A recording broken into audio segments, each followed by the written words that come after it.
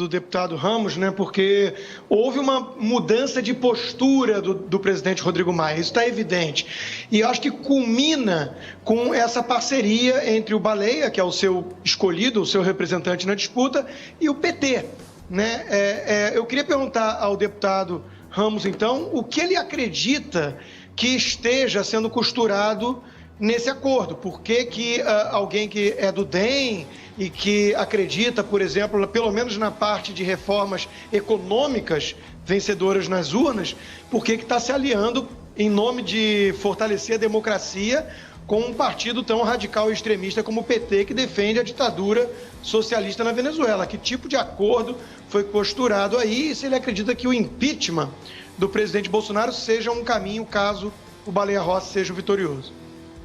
Vamos lá, eu não tenho o radicalismo, vamos dizer assim, da análise do Constantino em relação ao PT. Acho que é um partido importante para a democracia. A democracia vive de contradições, são essas contradições que nos fazem encontrar o ponto de equilíbrio, mas acho que não dá para alguém ser presidente da Câmara assinando uma pauta que é a pauta de comprometimento com pautar impeachment, que é a pauta de contrariedade às reformas econômicas que o Brasil precisa, que é a pauta de contrariedade à possibilidade de privatizações de empresas que não são viáveis econômicas, onde o Estado brasileiro não deve estar.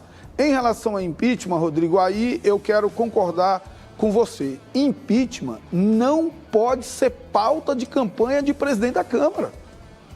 Olha, nem para pautar e nem para não pautar.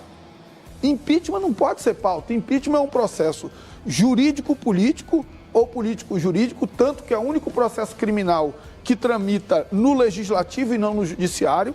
Agora, nós não podemos brincar de impeachment. Nós não podemos, no meio de uma pandemia, abrir um processo que vai demorar 6 meses, no momento mais grave da vida do país, do ponto de vista sanitário e do ponto de vista econômico e social.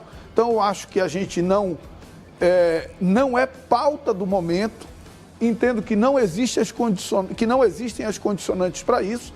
A oposição deve ser feita, e legitimamente deve ser feita, dentro dos espaços democráticos. O Brasil não tem recall, você não pode trocar o presidente por incompetência, e aí não estou nem julgando a competência do presidente, mas efetivamente não pode. Você só pode trocar o presidente por cometimento de crime de responsabilidade. E como o processo também tem uma natureza política, isso depende de ter apelo popular e perda de base parlamentar. Não dá para falar impeachment de um presidente que tem 30% de bom e ótimo. Não vou nem avaliar se o governo é bom ou ótimo. O fato é que 30% da população brasileira acredita no governo como bom e ótimo. Falar de impeachment num cenário como esse não me parece algo que ajude o país. Até porque, né, deputado, o impeachment, ele começa na rua.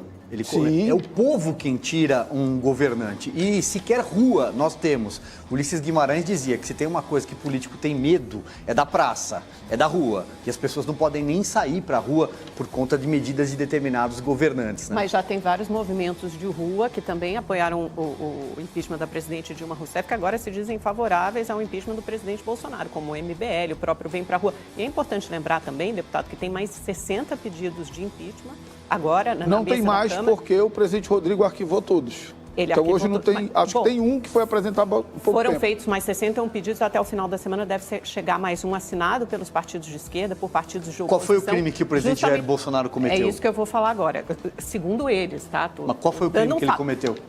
Responsabilizando o presidente pela crise sanitária, né, pela ausência de atitude na crise sanitária e também pela falta de oxigênio em Manaus, que é um assunto que, né, lhe interessa pessoalmente, porque o senhor é um deputado amazonense. Então, a minha pergunta para o senhor, na verdade, é se há alguma responsabilidade, até por falta de ação ou por inação, ou então por oferecer cloroquina e não oxigênio, alguma responsabilidade do governo federal na crise de saúde de Manaus, e se isso poderia levar, eventualmente, a um pedido de impeachment. Olha lá, eu sou daqueles que acham, de uma forma crítica e democrática, que o governo cometeu vários erros na condução da crise sanitária.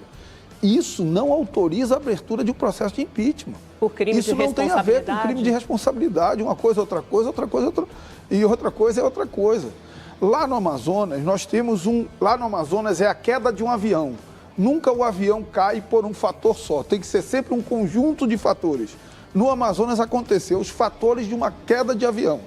Nós já temos um sistema de saúde colapsado que, em ordem normal de temperatura e pressão, tem ocupação de 70% dos leitos, porque toda a média e alta complexidade é concentrada em Manaus e porque a cobertura da rede de atenção básica e de estratégia de saúde da família na cidade de Manaus é muito baixa.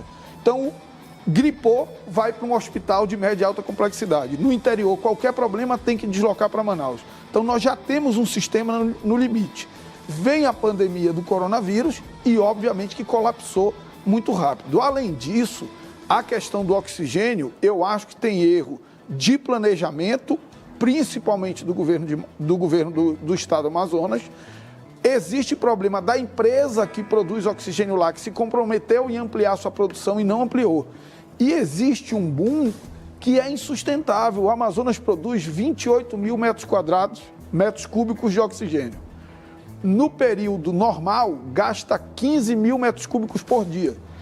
No dia mais grave da primeira onda do coronavírus, gastou 30. Hoje está gastando 90 mil metros cúbicos de oxigênio por dia. Deputado, mas desculpe lhe interromper, essa é a ponta do iceberg. A gente tem a situação do país inteiro com mais de 200 mil mortos, uma inconsequência, uma inação do governo federal, que sempre foi negacionista em relação à pandemia, não trouxe a vacina, prescreve tratamento precoce, que cientificamente não, é comprovado que não tem eficácia. Então, quer dizer, não tem uma responsabilidade. Eu estou fazendo essa provocação porque é isso que consta nos pedidos de impeachment. Posso né?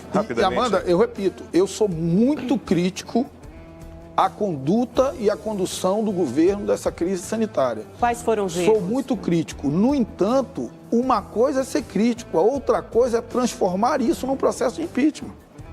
São coisas diferentes. Que politicamente uma coisa é inviável. incompetência administrativa, que nós podemos discutir. A outra coisa é crime de responsabilidade. São coisas diferentes.